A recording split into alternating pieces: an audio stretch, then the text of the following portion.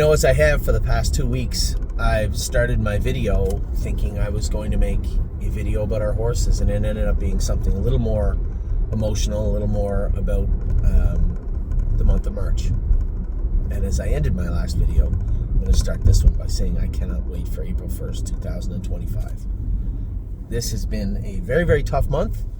On the track, it's been pretty decent, pretty good. We've had our ups and downs. We had obviously a tragedy last night of our own with Arson, and hopefully I can bring everybody a little more good news in the future. No guarantees. He was operated on. He is out of surgery, and the next 12 hours are critical for him. The video I made for our clients about Arson, I will post that publicly to our clients and our friends of the stable, but it's going to them first. And we have other business also. We had horses jogging today. Amy went with, how many did you jog today?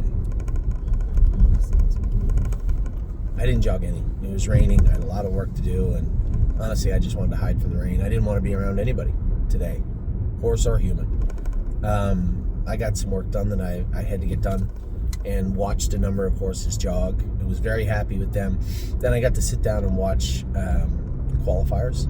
Really happy with what I saw. Resolve Indeed was good. James said better than last time and getting stronger, which is very, very important. I thought she looked good. The thing I liked about her today, she sat, behaved, and when she was called on, zero hesitation. She got up and won the qualifier and looked very, very good. And another qualifier I was watching first and very closely was Spitfire Overseas. Now, a lot went into Spitfire Overseas. He made that break last time at Miami Valley. I wanted to get him back to Ontario. He was in with Logan Park. He was in with Amigo Bolo. Quebec Hanover was in there also. So, for the most part, a dulled down training mile with the open horses around Ontario and Canada for the most part. And Spitfire Overseas looked good. I thought he was going to reach for a little bit. No, they weren't chasing. But 57 on a kind of a gloomy day, 28 seconds on the end of it. Jody said he was good, but he was touching his knees. Now, he changed his shoes. It's not the first time. He wore knee boots when he was 3 for a little bit, and then we took them off. It's funny because the only place he does hit his knees is Canada. He doesn't touch his knees in Miami Valley. Didn't get over the track great all year long.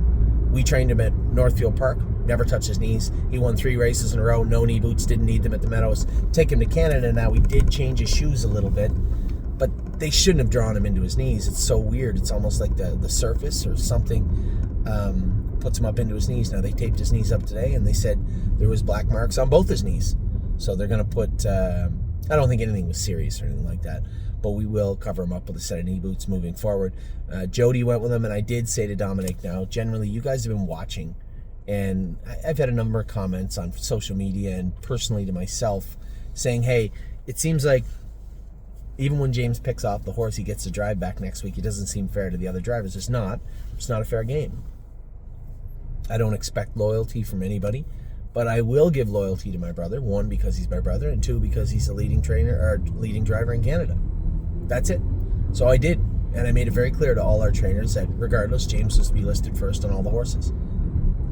That's just the way it was. I'm not going to tell you who to list. If James doesn't take them, you guys list whoever you think suits the horse best, whoever's available, but James is to be listed first. I made no qualms about it. Not to our trainers, not to the other drivers, and not to James. And James has been pretty loyal to us for the most part. He has dipped off here and there, but for the most part has been pretty loyal to us. Now, in the case of Spitfire Overseas, James is committed to Amigo Bolo. It's pretty clear it was.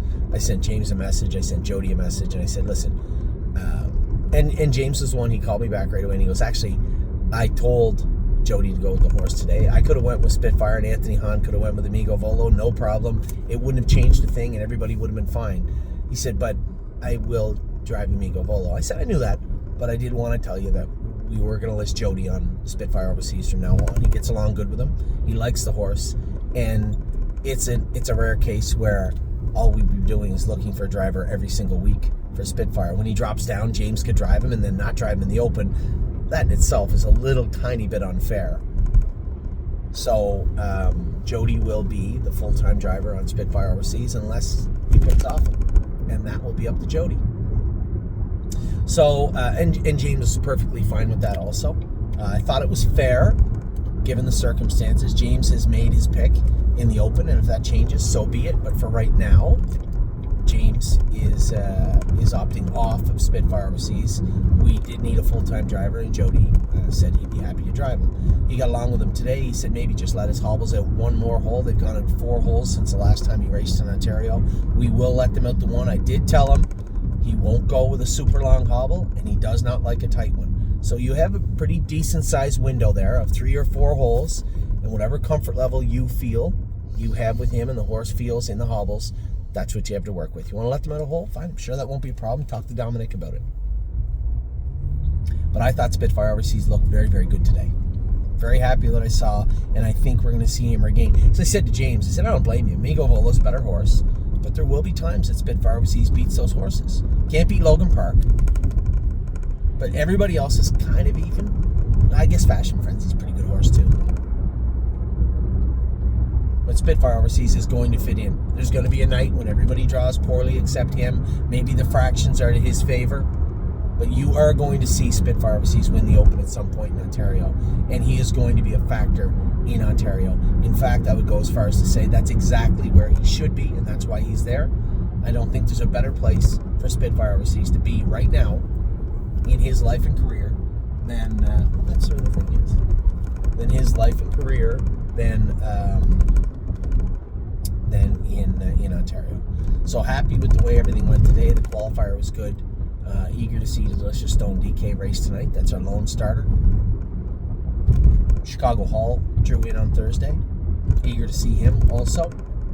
So did Roser and AJ. Eager to see his follow-up from his first start in the condition claiming ranks in Ontario. So a lot of good coming up right now at the stable. And as you guys know, I've done my best to put this stuff behind me and beside me and put it away.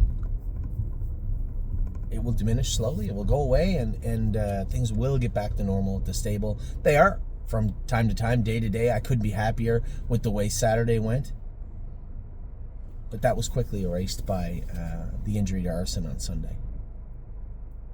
So as I said, cross your fingers, say a prayer, whatever you want for Arson over the next 12 hours. I can tell you what, a lot of people went the extra mile to make sure that he got a chance to live.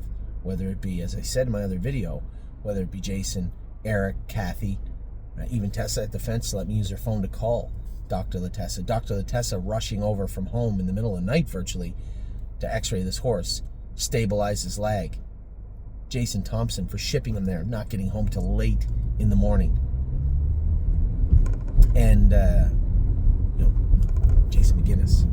Everybody else went above and beyond to make sure that Arson gets an opportunity, and I hope he does. So that's your only update from today. I guess I didn't talk about Patrick DePrano last night. I was in no mood. When Arson got injured, I just threw my helmet against the fence. I said, that's enough. I'm done. I'm done for tonight. And Tyler Angus stepped in, drove the horse very, very well. A great job by that young kid. And Patrick raced well. We had some good qualifiers today. We have a lot of good going on, but not without its bad. So hopefully we can get back to mostly good. Take care. I hope we have a great week at the track. I hope you have a great week wherever you are. And I will talk to you all very soon.